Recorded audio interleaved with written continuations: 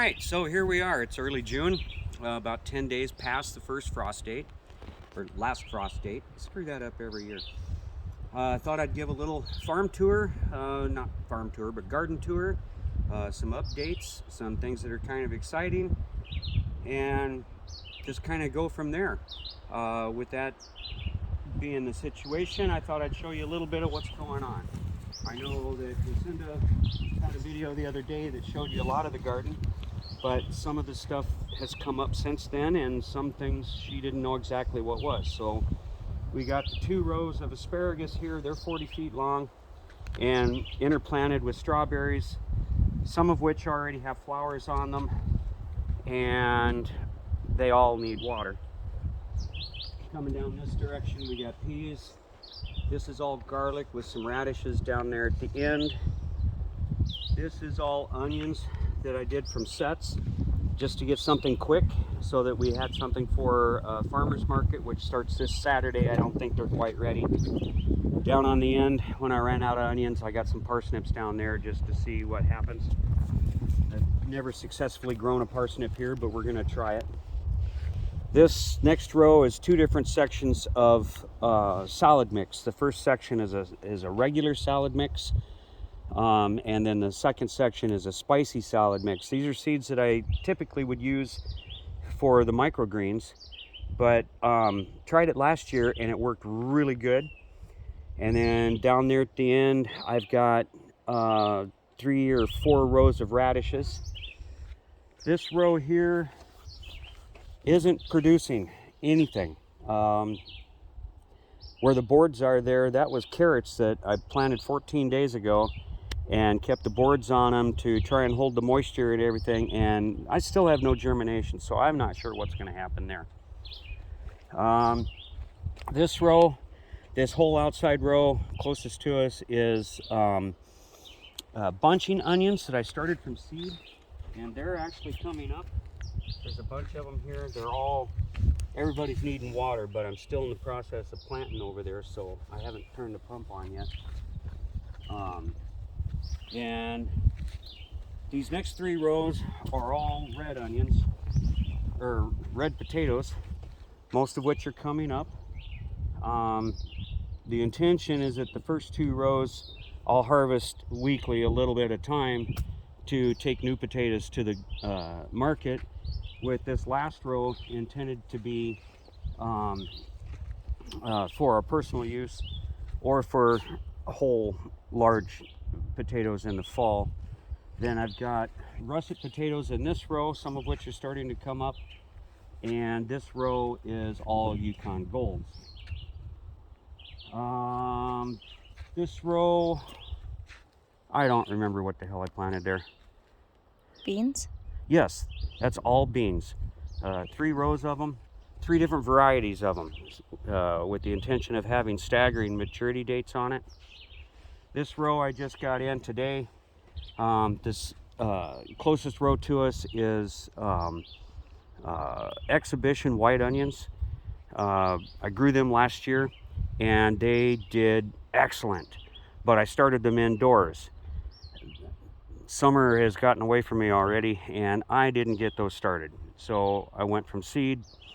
In the middle we got fennel down to about the 2/3, and when I ran out of fennel seed I put a row of radish down the middle. Excuse me. And then this outside row here is Walla Walla onions, which I planted last year and had 0 success with, so we're gonna see how that goes. This row is going to be, later today, is going to be zucchini and eggplant. 2 different varieties of zucchini, 2 different varieties of eggplant. And this row is going to be parsley, sage, rosemary, thyme, whatever I can find for seed. But I'm going to put my herbs on this outside because a lot of them will come back next year. And I wanted them away from the rest of the main garden in case I need to. I don't want to, I don't plan to. But if I need to come in here with the tractor for any reason, I want them on the outside so I'm not having to disturb them. All right, so here's just a couple quick seconds of voiceover, just trying to show you a little bit about the process that I go through with the garden that I have currently. So I'm dragging in the dirt from both sides of the where the walkways would be, because I don't have wood chips down. So I pull that stuff back in and I level it out. And now here I'm creating trenches for where the drip irrigation is going to go, because I prefer to have it below the surface. It just keeps it from blowing around and being a pain in the butt all summer long. So pull that back into place and straighten things out. And here I'm burying the drip line, and you know, there's not much more that can be said about that. Just kind of putting stuff into place, and hopefully it'll be okay for the rest of the summer. That's the best we can do. Come back over and level it off again, make it look nice, and then come back. Now here I'm actually oh, there my buster is. Here I'm creating the rows where the seeds are going to go right alongside the drip tape. And that was Vincent. He just got home from... I did have some questions last year come back to me about my watering system. Okay, so it's drip tape, but the problem that I run into is that the farmhouse has been there for many years, and the well that's on it has been in the ground for at least 30 years. Now it gives us good water, and it's enough to serve the house, but with reaching it out here with a garden hose, it's not enough water to run a sprinkler or the drip system. But I found an end round to it, and how I did that was this red tank. I got it years ago off of a construction job that was being demoed. They were throwing it away, so I brought it home and hung on to it. Now I can run the garden hose to it. It's got a float valve in it, so when it's full it shuts off. And then when I want to water, I put this little pump here. It's supposed to be a shallow well pump. I assume it would work for a well, but I'm just running it straight off the tank, and that runs through the low pressure regulator and runs out there. And I kind of like the system because it allows me to, if I want to fertilize something, I can dilute the fertilizer, water soluble fertilizer, into the stock tank, and then that'll water however much of the garden, because I've got it set up in zones. I've got a zone for the asparagus and the strawberries. I've got a zone for the front half of the garden, and I got a zone for the back half of the garden. So that works out pretty well. I can split things up a little, and with the addition of a couple splitters or some more mainline hose, I could break it up even more.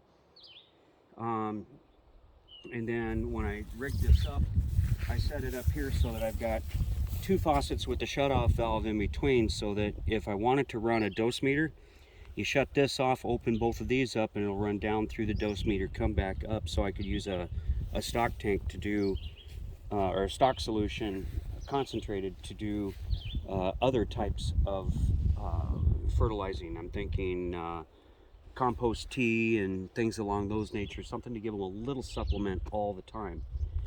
Now what I want to do is, we live in a kind of a marshy, swampy area, and I don't know if you want to pan around there, but basically where the brush starts, it goes off into swamp, and there's standing water out there.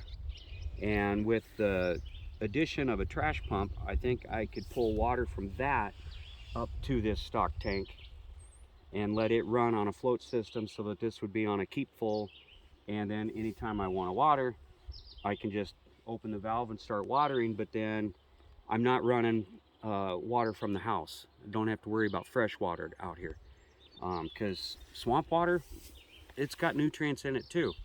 It's 160 acres just on our property of composted water, or compost tea. I don't see any reason that that wouldn't work. A few things of interest this year is my grapes. That I gotta get in here and do some weeding, but all 3 varieties of the grapes I planted last year came back. This one says it's Brianna, but it's coming back nice. I don't remember the varieties. I'm not going to dig down through there, but that one's coming back again this year. And those 2 I planted last year. This one I planted the year before, and that's actually that variety came from the University of Minnesota. It was designed to grow in Minnesota. It was an experimental variety that I got some slips from a buddy of mine who knew the director of the program, and so he has them growing in his yard. They produce quite well.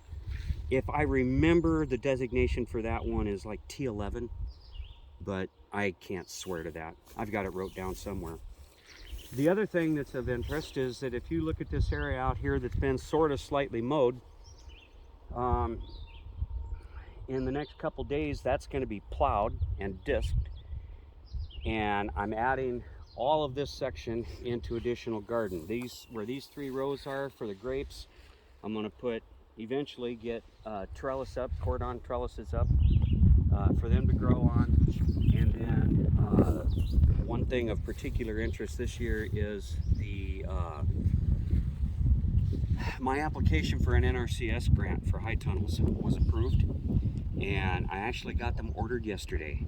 In 10 to 14 days they're supposed to be on the ground. I'm hoping to have this hayfield turned into suitable ground to start getting. I know I won't have all the grass out of it because I'm not going to use Roundup or any of those chemicals or anything.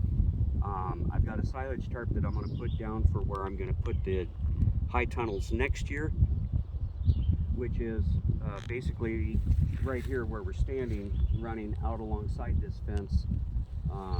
There's just enough room between here and that big spruce to put 2 of them standing here.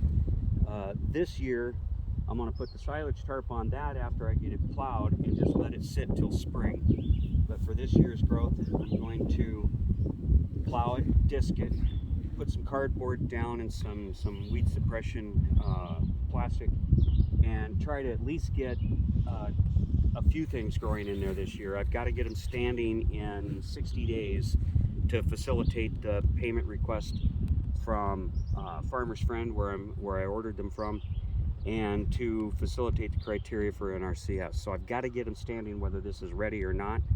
So I'm going to tarp this and have that ready for spring. I'll put them here for this summer to get them up, meet everybody's requirements, and get something growing in them. I'm hoping at least my tomatoes, because if I leave the tomatoes in the garden, the deer eat them. Every damn year the deer eat them. So I'm getting tired of messing with that. So keep tuned, because there's going to be some exciting videos coming up in the near future about, at least I think they're exciting, about building the high tunnels, what I'm doing about getting them in the ground and getting them set up and placed, and possibly getting some stuff planted in them yet this year. So that's a little bit of our garden tour. Like I said, it's early June, we're busy as hell, and I got to try and get all that done before hay season starts. So wish me luck, keep your timber shivering.